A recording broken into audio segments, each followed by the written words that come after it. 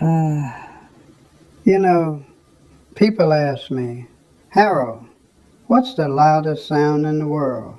And I tell them, the loudest sound in the world is silence. It's the sound of this phone right here when it hasn't rung in 3 months. Mm-hmm. You know what I'm talking about. See, I got 3 babies, grown now. I changed their diapers. I paid for that fancy college. I sat in the stands, freezing my hands off, cheering for them. I gave them my back. I gave them my knees. Lord knows I gave them every dime I had. And now, I'm 82 years old. And I'm lucky. I mean, I am lucky if I get a text message on Christmas Day. Merry Christmas, Dad. That's it. That's what I got to show for a lifetime of love. Now you sitting there watching this, and I know you feel it too. You sitting in a quiet house, just wondering, what did I do wrong? You pick up the phone, you dial the number, you get the voicemail, and you say, "Hey baby, hey son, just checking in on you. Call Daddy back." And you wait, and you wait, and nothing. Well, let me tell you something today, and this might hurt a little bit, but it's the truth. Stop calling them. Put the phone down. Don't you leave another voicemail. Don't you send another text begging for a crumb. They left you. They did. And if you keep chasing them, you losing the only thing you got left, man. Your dignity. Now, let me tell you what you're going to do instead. The hard truth. See, first thing is, we got to talk about why you calling. You scared. I know it. You scared that if you stop, they just gonna disappear. Poof. Gone forever. You think, if I don't remind them I'm here, they gonna forget old Harold exists. Well, listen to me close. If you gotta remind your child that you exist, they already forgot you. Yeah, that's hard to swallow. But begging for love, that ain't love. That's pity. And I don't know about you, but I am a grown man. I worked 40 years in that plant. I walked through storms.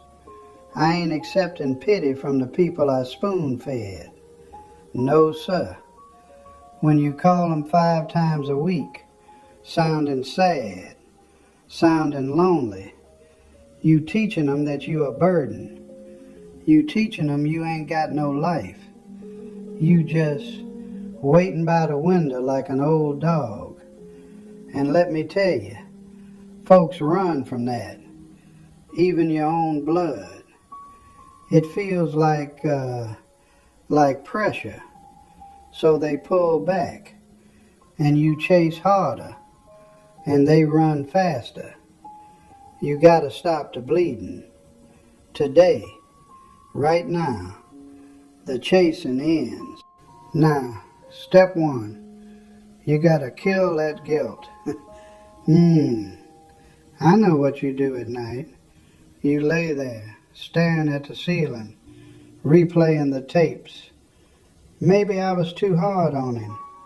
Maybe I worked too much. Maybe I didn't hug enough.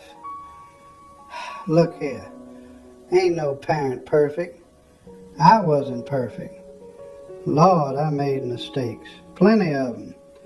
But I was there. I didn't run off. I put food on that table. I kept the lights on. I loved them the best way I knew how. If your children If they punishing you today for something you did 30 years ago, that's on them. That ain't on you. You can't apologize for the past forever, and you sure can't pay for it with your dignity today. If they want to hold a grudge, let them hold it. That's a heavy bag to carry. You don't got to carry it for them. Forgive yourself, man. You did your job. The contract is done. You deserve some peace.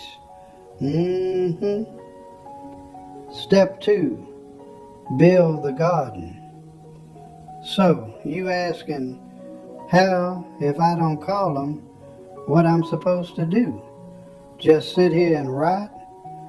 No. You build a garden. My granddaddy used to say, Harold, if you chase a butterfly, that thing gonna fly away. But if you build a beautiful garden, the butterfly come to you. And even if it don't come, shoot, you still got a beautiful garden.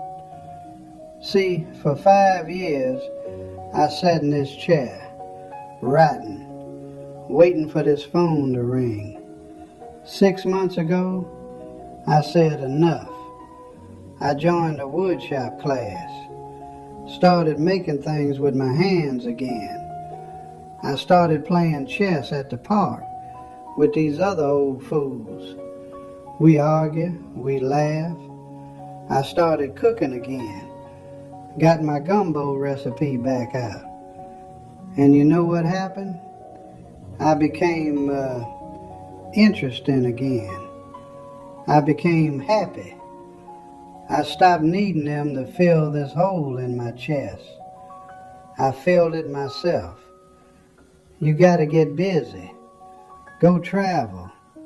Go learn something. Make your life so full that you don't even notice this phone ain't ringing. Because here's the secret. Children are curious creatures.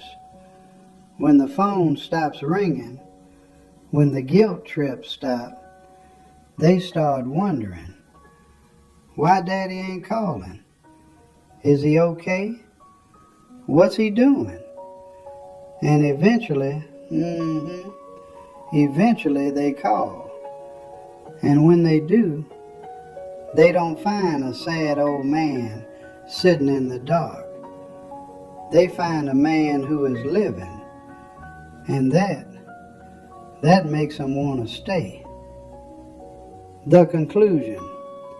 Now, I gotta keep it real with you. I ain't gonna lie.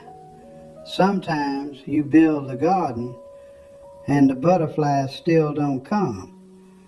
Sometimes they just gone. Sometimes folks are just selfish, even your own kin. And if that's the case, if you find your peace and they still stay away, then let them go. Let them go with love, but let them go. You can't force nobody to love you, but you can refuse to let their absence destroy you. You ain't defined by who comes to visit you on Sunday. You defined by the man you see in that mirror. My phone ain't rung in 3 months, but I'm going to the wood shop today, making a table, and I'm going to eat a good steak tonight. I'm going to live. If they want to join me, the door is unlocked, but I ain't standing in the doorway waiting no more. And you shouldn't be neither. Get up, man. Go live.